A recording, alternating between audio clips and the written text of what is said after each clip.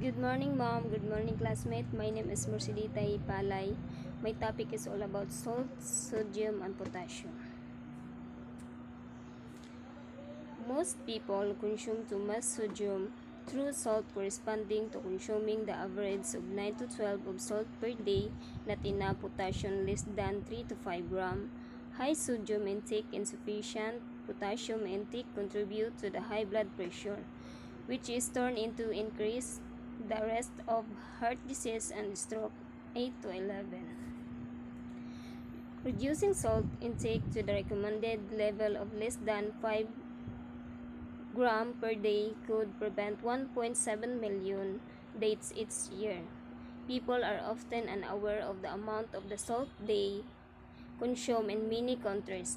Most salt comes from processed food, example, ready meals such as bacon, ham, and cheese, and salty snack, or from foods consumed frequently in large amount. Example, bread salt is also added to foods during cooking.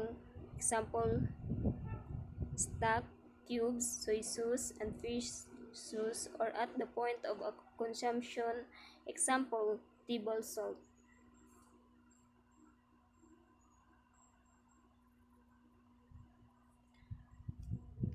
Salt intake can be reduced by limiting the amount of salt and high sodium confidence. Example, soy sauce, fish sauce, and bouillon.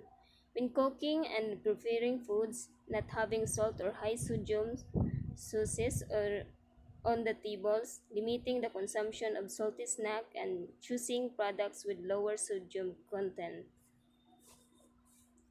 Some food manufacturers are reformulating receipt to reduce the sodium content of their products, and people should be encouraged to check nutrients labels to see how much sodium is in product before purchasing or consuming it. Potassium can mitigate the negative effects of elevate sodium consumption of blood pressure. Intake potassium can be increased by consuming fresh fruit and vegetables. Sugar. In both adult and children, the intake of free sugar should be reduced to less than 10% of total energy intake 2.7. A reduction to less than 5% totally energy intake would be provide additional health benefits 7. Sugar intake be reduced by limiting the consumption of food and drinks containing high amount of sugar such as sugar snack, candies, and sugar sweetened beverages. All type of beverage containing free sugar. These include carbonated or non-carbonated soft drink, fruit, vegetables, juice, and drink liquid and powder concentrates, energy, and sport drink. Ready to drink tea and ready to drink coffee and flavored milk drink and eating fresh fruit and raw vegetables as snack instead sugar snack.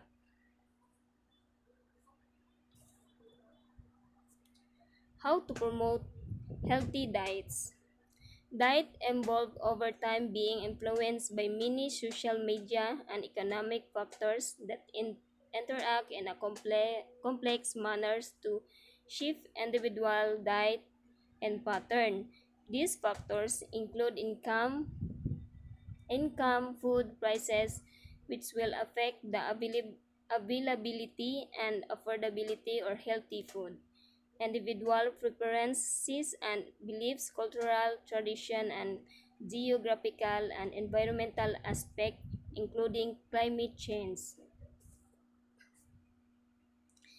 Creating coherence in national policies and investment plans, including trade, food, and agricultural policies to promote a healthy diet and protect public health through increasing incentives for producers and retailers to grow, use, and sell fresh fruit and vegetables.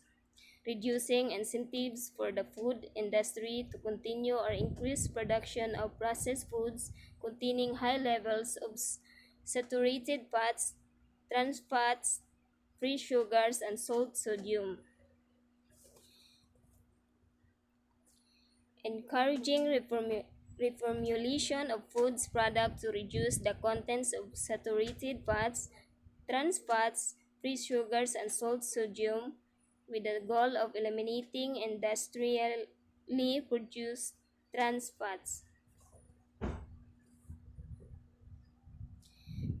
Implementing the WHO recommendation on the marketing of foods and non-alcoholic beverages to children, establishing standards to foster healthy dietary practices through ensuring the availability of healthy, nutritious, safe, and affordable foods in preschools, schools, other public institutions, and the workplace.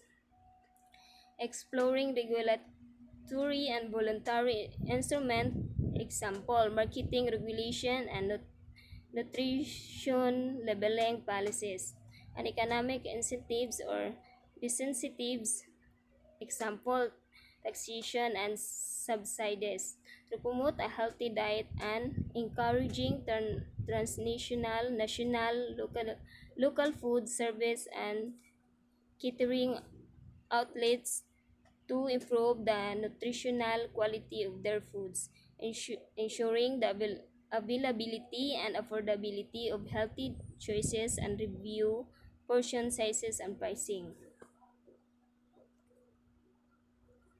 Encouraging consumer demand for healthy food and meals through promoting consumer awareness of a healthy diet, developing schools, policies, and programs that encourage children to adopt and maintain a healthy diet. Educating children, adolescents, and adults about nutrition and healthy dietary practices. Encouraging culinary skills, including in children through school supporting point of sales information, including in children through nutrition labeling that ensure accurate, standardized, and comprehensible information on nutrients content in food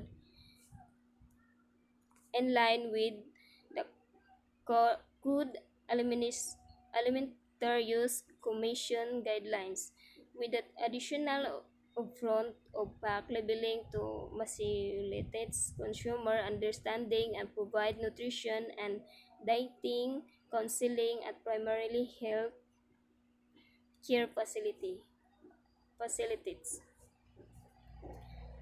Promoting appreciate infant and young children feeding practice through implementation the International Code of Marketing of Breast Milk Substitutes and subsequent relevant World Health and Assembly resolution. Implementing policies and supporting breastfeeding and health service and the community, including the baby friendly hospital. That's all. Thank you and God bless.